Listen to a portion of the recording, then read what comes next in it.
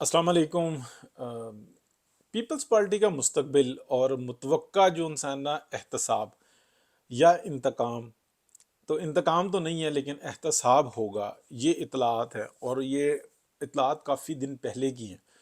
उसके ऊपर जो है काफ़ी सारे मामलात जो उनसे ना अगर आप देखेंगे तो आपको नज़र आ रहे होंगे कि आज से तकरीबन 6-7 माह पहले, 8 माह पहले आपको एक हवा बनती हुई नज़र आई कि जो पीपल्स पार्टी है उसको फ्रंट पे लाया जा रहा है। बिलावल जो हैं वो मुस्तकबिल के वज़ीर आज़म होंगे, और इस तरह की कोई सूरत हाल नज़र आई। और जबकि शहबाज शरीफ साहब बड़े खुश नज़र आ रहे थे कि मैं अगला वज़ीर आज़म भी हूँगा, और बिलावल जो साहब उनको वज़ीर ख़ारजा लगा दिया जाएगा, और सदर जो है वो जरदारी साहब आ जाएंगे, और बेटी मेरी मरियम जो है ना वो रोडों पे भागती फिरेगी, और मियाँ नवाज शरीफ जो है ना वो लंदन में ही रहेंगे या पाकिस्तान में आके फिर वो अपने घर में रहेंगे। और उसके ऊपर हमें नज़र आया कि सब कुछ होता हुआ। उसके बाद की एक और सूरत हाल, यानी कि मैं आपको नुक्ते पे लेके आऊँगा कि जो पीपल्स पार्टी के साथ मुतवक्को होने वाला है। शहबाज शरीफ साहब इंतहाई खुश नज़र आए, PMLN का बेड़ा गर्क कर रहे थे, और उनकी फुर्तियाँ नहीं जो उनसी थी ना वो माननी पड़ रही थी। उनकी खुशी का आलम नज़र आ रहा था कि जी मेरी स्पीड ही बहुत है, और पूरा पाकिस्तान चिल्ला रहा था कि इस शख्स ने 16 माह के अंदर PMLN का क्या हाल कर दिया। लेकिन शहबाज शरीफ साहब अपनी जगह पे बड़े वो खुश नज़र आ रहे थे। तो मैं अब बताऊं कि पीपल्स पार्टी के साथ क्या मतवक्को हो सकता है। लेकिन थोड़ा सा माजी के अंदर हम देखें ना, ज़रा माजी दूर के अंदर देखें, ये जो ओटमन अम्पायर्स थी ना, जिसको हम सल्तनत उस्मानिया कहते हैं, तो ये जब ये कायम हो गई स्टार्टिंग में, बहुत सारे कबाइल थे, लड़ते थे आपस में, इनका ज़ोर ज़्यादा चल गया। जितने ये जो अर्तुगरल बनी हुई है ना, या अपना उस्मान के ऊपर जो बनी हुई है, उसमें तो ये बड़े ही रहमदिल और बड़े तरीक़ेकार थे नहीं। लेकिन जो असल हिस्ट्री है ना उसको अगर आप पढ़ें तो ये बहुत, यानी कि ऑर्गेनाइज्ड किस्म के लोग थे, लेकिन रहमदिल कतई तौर पे नहीं थे। बहरहाल हम उससे आगे निकलते हैं कि उसके बाद जब ये सल्तनतें बन गई, महलात बन गए, महलाती फिर वो साजिशों का आप देखते हैं, फिर वो सुल्तान सुलेमान का जो इंसान जो ड्रामा नज़र आता है हुरम सुल्तान वाला, उसके अंदर देख लें तो उसके अंदर कुछ थोड़ी सी झलक जो सी है ना वो सच्चाई की दिखाई गई है। हर काबिल सुल्तान का भाई, भतीजे और बेटे जो काबिल तरीन होते थे ना वो बड़े बड़े काम किया करते थे, सुल्तान उनको लगाया करते थे, और ये सिलसिला चला करता था।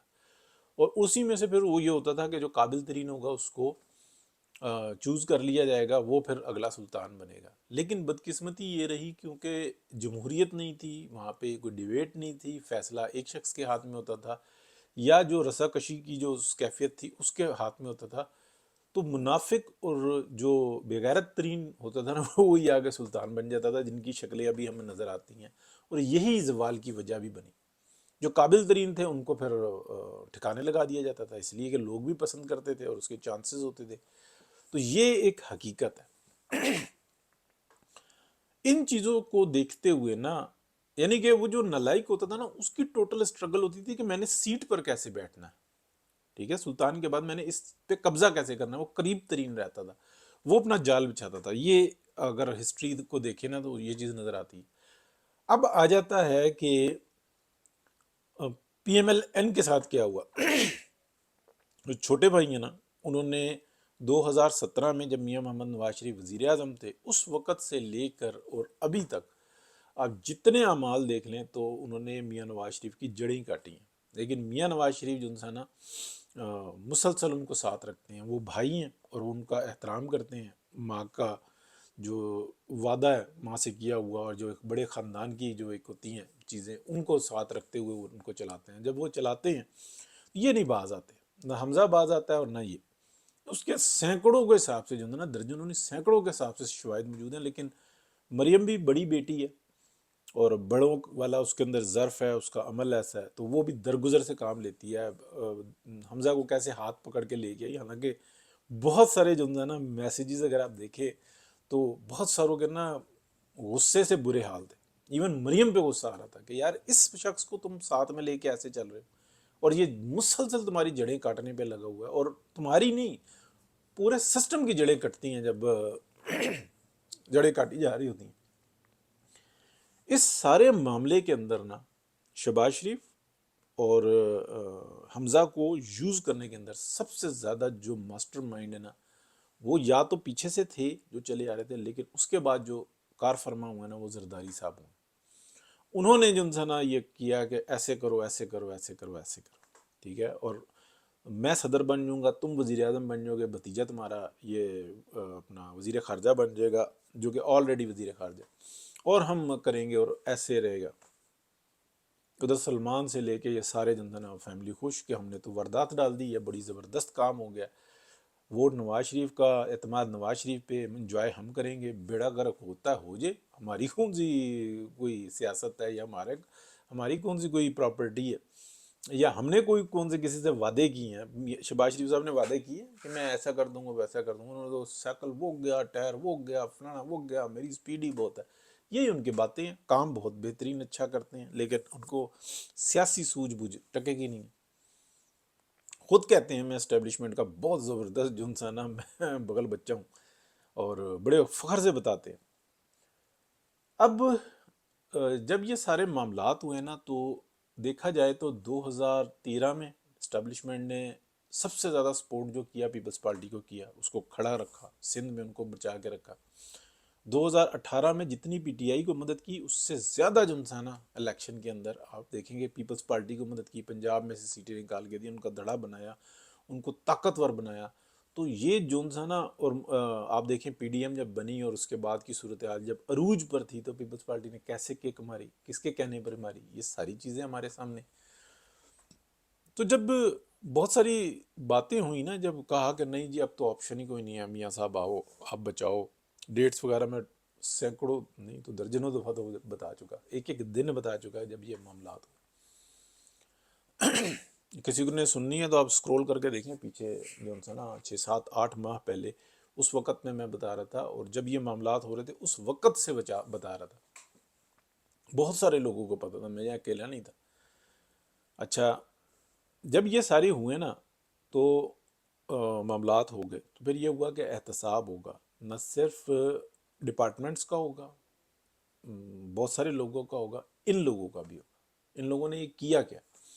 تو آپ کو میں اس کی ایک شہادت دیتا ہوں کہ شہباز شریف صاحب انتہائی پریشان نظر آ رہے ہیں، اس لیے کہ جو دوسرے ہیں نا انہوں نے بھی ساری آڈیوز رکھی ہیں کہ یہ ہمارے ساتھ یہ کرتے رہے، اور وہ جو ہے نا شہباز شریف صاحب کے نا آپ کو دیکھیں گے کہ ہوش میں نہیں نظر آئیں گے، اس لیے کہ جو انہوں نے بیج بویا نا یا جو کرتے رہے، تو دوسرے یہ کہتے ہیں کہ اگر ہم پہ ہاتھ پڑا تو ہم یہ کھولیں گے۔ تو جو صورت حال ہے نا اس کے اندر میاں صاحب اور جو ٹیم ہے وہ یہ کہتے ہیں ہمیں پاکستان کو بچانے کے لیے نا اس دفعہ یہ کام ضرور کرنا ہوگا کہ جو بہتری آئے اس کے ساتھ ساتھ جو ہے نا طاقت پارلیمنٹ کے پاس ہے، حکومت مضبوط ہو، عوام مضبوط ہو، عوام کی خدمت کی جائے، اور جو ڈپارٹمنٹس ہیں نا ان کو ان کی جگہ پر رکھا جائے اور وہاں پہ احتساب کا عمل شروع کر دیا جائے، ادروائز نہیں بچ سکتا کوئی بھی۔ اگر یہ کہے نا کہ بالکل 2013 اور 18 کی طرح بہتری آئے، 18 میں تو بیڑے ہی غرق کیا نا عمران خان کو بٹھایا، 13 کی طرح بہتری آتی رہے، ادھر وہ 14 میں دھرنے شروع کر دیے اور بولے کچھ نہیں۔ اس وقت میں بھی مریم کہہ رہی تھی کہ اٹھا کے پرے مارو ان کو، ٹھیک ہے۔